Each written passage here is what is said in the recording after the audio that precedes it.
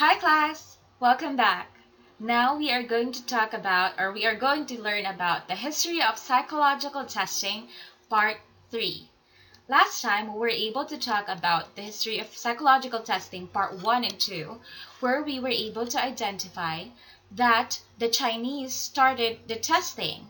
And then we were also have an introduction about the intelligence test and the individual differences. Now let's go to History of Psychological Testing, Part 3. Okay, intelligence testing continued to develop throughout the years. Now here is the testing frenzy of the 1930s.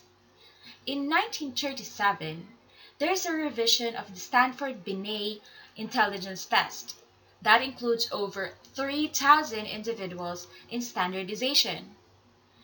In 1937, it means that Binet, together with the Stanford community, formed or standardized the Stanford-Binet intelligence test using 3,000 individuals. It means that with the 3,000 individuals, they were able to first gather the norms. They gathered the normal average performance of the 3,000 individuals in the test. Norm meaning normal average performance of the individuals. So they were able to gather the individuals who were able to exceed and give above average performance or low average performance or at the middle or the average performance. Also, after getting the norms, they were able to standardize the test by validating it through the validity. Validity entails to the test is the purpose of the test is being practiced throughout the test. For example, since they are measuring the intelligence of the 3,000 individuals, they checked if the test surely measures the intelligence only of the test. They do not measure any other abilities or any other aspects, personal aspects. They remove all the extraneous materials or nuances. They just focus on the intelligence. So, in 1937, with the use of 3,000 individuals, they were able to validate the test or validate the variable of the test, that is intelligence, with 3,000 individuals.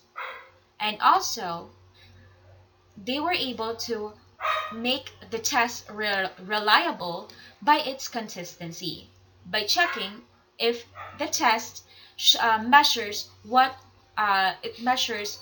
The test items of the test measures intelligence only. It shows consistency throughout the whole test. So from there, they were able to standardize the test. Now in 1939, Wechsler together with Bellevue was able to start or to draft another intelligence scale. So that's in 1939. Now let's talk about David Wechsler. David Wechsler is very popular until now because of his famous intelligence test. Now let's see. Wechsler used subscales adopted from the Army scales. The Army scales pertains in here is the Army Alpha and the Army Beta. So he adopted these subscales for his tests. From there, he was able to produce several scores of intellectual ability rather than Binet's single scores. For example, verbal, performance, and full scale. Wechsler was able to identify that if you want to measure one's intelligence, you should not just focus on one thing. There are other aspects as well. There are verbal, performance, and many more. He believes that intelligence is not limited to only one variable. From there, he was able to draft another test that contains verbal and performance as well. And from there, he started the Wechsler series of intelligence tests. Now we have the WAIS, or the Wechsler Adult Intelligence Scale, and the WISC, which is the Wechsler Intelligence Scale for children. There are just the few ones. Later on, he also developed others, but now the very popular ones are the WAIS and the WISC. Now let's go to personality testing. Personality testing is a process wherein you are taking on the test or the variables of the personality of an individual through the use of personality test. Personality test or personality testing intends to measure personality traits. Now, what is personality traits? Traits, these are relatively enduring dispositions, tendencies to think, act, or feel in a certain manner in any given circumstances. They are not temporary states. So again, trait, when we say trait, it is the consistent and enduring dispositions that we do or act around others. For example, you see a problem or you see a, a problem in a given situation. For example, in mathematics, oh, let's not go to mathematics because we already have a system there. Or for example, you are doing a research. You've decided to do inductive research, then deductive research. Or you're going to search on something. You've decided to do inductive rather deductive. Inductive entails to you are looking at the small piece first of a thing and then you're going to trace the bigger picture. So that's how you solve the problem. You're going to look at the small pieces of evidences first, group them together, and then see the whole picture. And that's where you solve the problem. Or you might be a person who looks at the big picture first and then pull out the small pieces of evidences, and then from there you'll solve the problem. You might be a person who uses inductive reasoning every time you faces a problem, a research, or a search situation. Or you might be a person that whenever you faces any phenomenon or any circumstances, you might be a deductive person or you uses deductive reasoning. So traits in here entails that whenever you faces a specific situation, just like any phenomenon or situation, you uses inductive or deductive regardless of any kind of situation. Okay, so if there is a problem in your family, you will use deductive. Or there is a problem in your friends, you will always use deductive.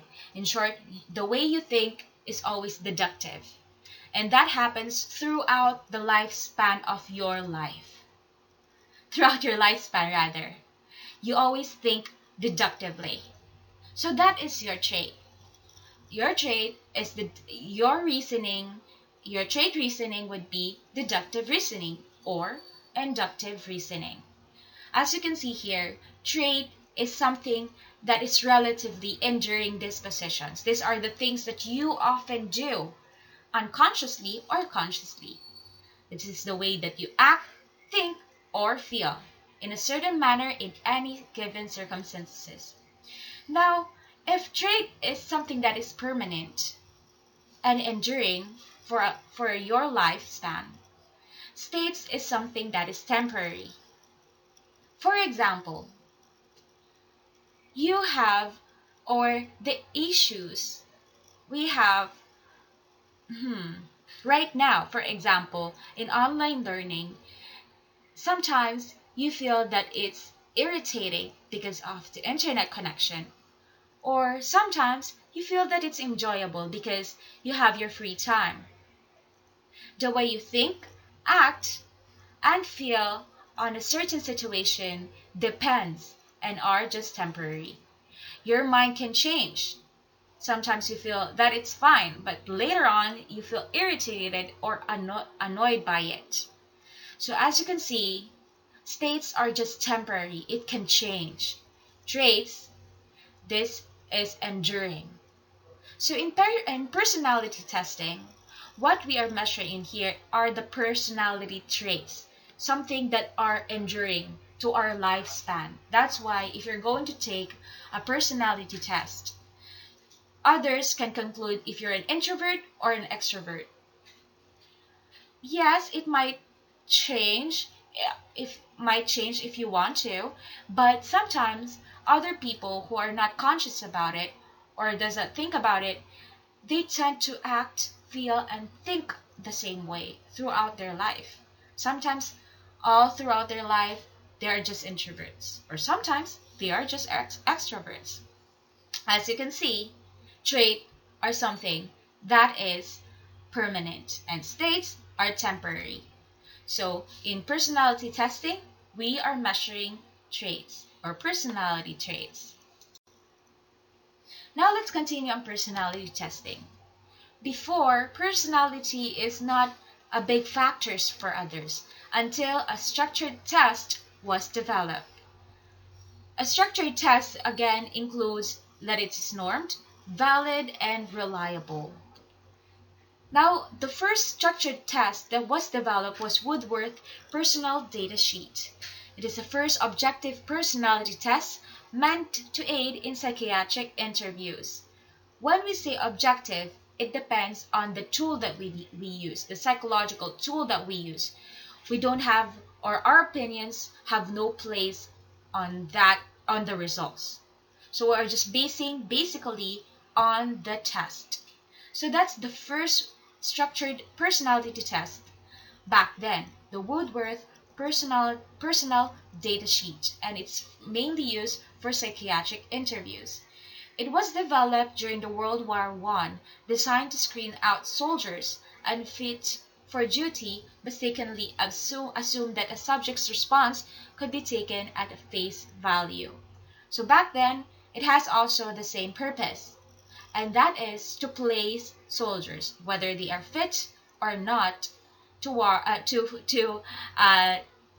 fight against the opponent in World War I.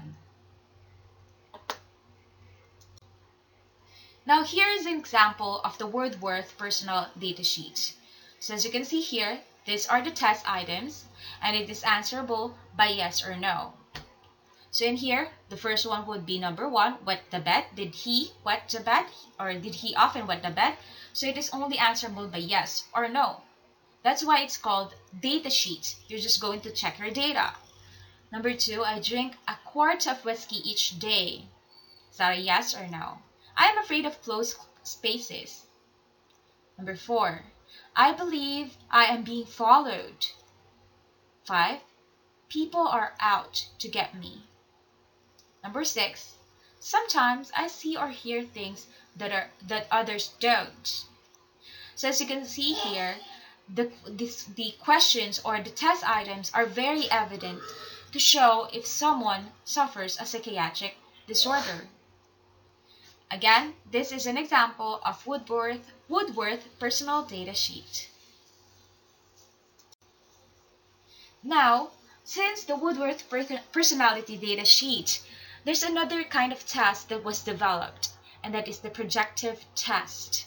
When we say projective test, you are only presented by a stimulus, and your response will be recorded. Now, the first one was developed by Herman Rorschach and was called Rorschach ink block test. That's in 1921. Started with great suspicion, and was seriously studied in 1932. That was a long time, 1921 to 1932. That's a lot of years to actually first become serious about it. So it is a symmetric, colored, and black and white ink block test. So usually, right now, projective test is very famous until now. It is often used by psychologists and those who already pursued their PhD. In other countries, PhD is MA to PhD is the minimum requirement, and one should have a psychologist license to conduct or administer the projective test. Back then, it was very suspicious because what you're going to do is you're just going to present a picture that is symmetrical, meaning that is a picture that is unequal, a very odd picture that has equal spaces, equal sizes, mirror-like to each other, and then you're going to say what you think about it. Other things that, oh, I can see a butterfly, or I can see a brain, or I can see two people having sex. So back then, Rorschach in black test was used, but was interpreted in a wrong way. So that's why in 1932, it was developed again, but this time with qualified individuals and could only be used by license and with a certain degree of education. Alright, so sometimes it's colored and sometimes it's not. Another personality test that is also projective is the Thematic Apperception Test, or the TAT. Alright, so this was developed by Murray and Christina Morgan. And here, there are ambiguous pictures, though considerably more structured than Rorschach. So the difference between the projective test, or the Rorschach in block test, and the Thematic Apperception Test is that the Rorschach in block test shows random pictures, random symmetrical pictures, and can be interpreted randomly as well, depending on the individual. But in here, when you see a Thematic Apperception Test will show you pictures that can trigger your past, your experience, and enables you to tell a story.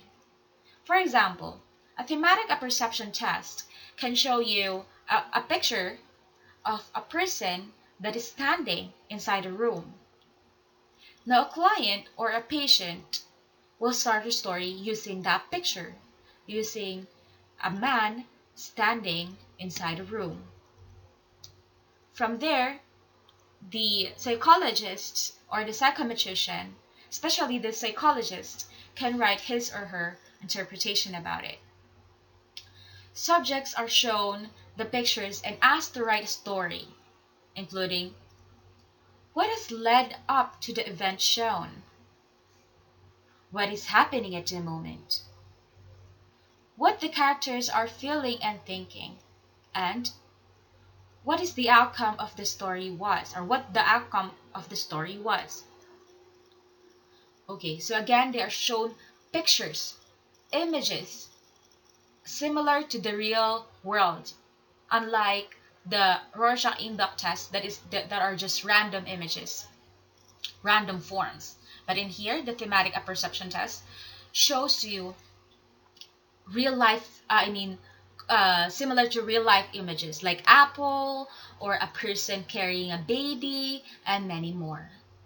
So just a disclaimer, the projective test, or specifically the Rorschach in-block test, has its own manual and cannot be solely interpreted by any individual. It is handled by registered and with specific educational degree individuals. Okay, same with TAT, or Thematic Apperception Test. They are handled by individuals with a lot of trainings, and it has its own manual and interpretation as well. Okay, so an individual's subjective opinions about a certain individual who is taking the test is not highly recommended. All right, there is a specific explanation for a specific response of an individual. All right, so the personality testing does not stop there. It continues. There's a second wave in it. And the second coming of the structured test started in early 1940s. The structured tests were being developed based on better psychometric properties. So in here, in 1940s, there is a use of psychometric properties that includes the statistical tools as well. So the first one was the MMPI, or the Minnesota Multiphasic Personality Inventory, MMPI in 1943. The test, like the Woodworth, made too many assumptions, but in here, it is now limited to the factors. The meaning of the test response could only be determined by empirical research, most widely used. So the MMPI relied on the research done by others about the personality. Okay, so in Woodworth, you're just going to be detected like, are you a psychiatric patient or not? Are you able to work or not? But in the MMPI, it is backed with a bunch of research. All right. Okay, so speaking of factors, in here there is another test that use statistical tools. All right, my apologies. MMPI research, 16PF more on statistical tools, which is the factor analysis. So Raymond Katzel in here developed the 16PF. Alright, the 16PF, this is based on factor analysis method for finding the minimum numbers of dimensions for explaining the largest number of variables. So there are, in here you can see that if a person is introverted or not, a person is outgoing or not, narcissism or not, and many more. So there are factors. Okay, again, MMPI is backed with research. 16PF is backed with statistical tools, specifically factor analysis. So that's it for this lesson. So if you have any questions, please let me know. We have our own group chat in Messenger. Please give me a message. But for now, here is the final part of the history of psychological testing, part 3. Thank you. See you then. Bye.